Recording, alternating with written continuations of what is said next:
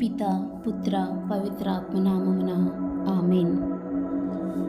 ప్రియమైన జ్ఞానవాణి ప్రేక్షకులకు ప్రభు యేసు నామములో శుభోదయం.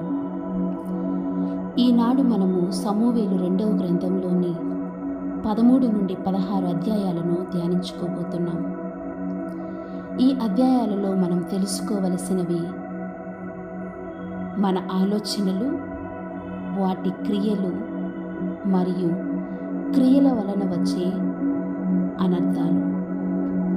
యెషయా గ్రంథము 55వ అధ్యాయము 8వ వచనం ద్వారా యావే దేవుడు ఈ విధంగా పలుకుతున్నారు: మీ ఆలోచనలు నా ఆలోచనల వంటివి కావు, మీ మార్గములు నా మార్గముల వంటివి కావు. మన ఆలోచనలు మనల్ని సృష్టించిన పవిత్ర దేవుని ఆలోచనల వలె ఉండాలి. అవి మన అధీనంలో ఉండాలి. లేని ఎడల వాటి వల్ల అనేక అనర్థాలు జరుగుతాయి. అవి వినాశనానికి దారితీస్తాయి.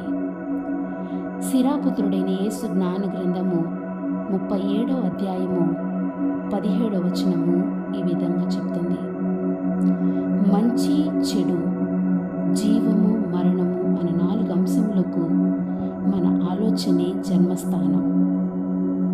మంచి ఆలోచనలు మంచి వైపు అంటే జీవం వైపు నడిపిస్తాయి. చెడు ఆలోచనలు మరణమునకు దారితీస్తాయి. ఈనాటి అధ్యాయాలను చూసినట్లయితే అమ్నోను యొక్క ఆలోచనలు పాపము వైపు నడిపించాయి. అతను తన ఆలోచనలను అధిగమించలేకపోయాడు. మారు చెల్లెలైన తామారుపై తనకు కలిగిన చెడు ఆలోచనలు పాపము వైపు నడిపించాయి. దానికి ప్రతిఫలంగా చంపబడ్డాడు.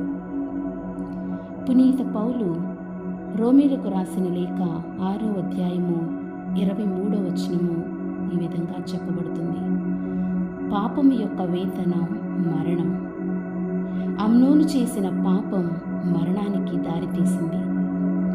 తన సహోదరి జీవితాన్ని నాశనం చేసినందుకు అబ్షలోము అమ్నోనుపై పగ పెంచుకుని పన్నాగముతోని భోజనానికి ఆహ్వానించి మద్యం మత్తులో ఉన్న అమ్నోనును చంపించి రాజ్యం విడిచి పారిపోయాడు.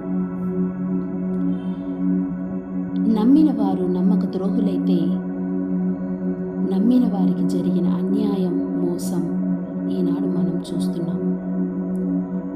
ఇప్పటి వరకు మనం కూడా మన అనుదిన జీవితంలో చాలామందిని నమ్మి అనేక విధాలుగా, అంటే ఆరోగ్యపరంగా కావచ్చు, ఆర్థికంగా కావచ్చు, ఆధ్యాత్మికంగా పవిత్రత విషయంలో కావచ్చు, మోసపోయి ఉంటాము. అలానే మనం కూడా మన స్నేహితులను, తోబుట్టువులను, బంధువులను నమ్మిన వారిని మోసగించి ఉండవచ్చు. ఈనాడు ప్రభువు నీతో నాతో మనందరితో మాట్లాడుచున్నాడు.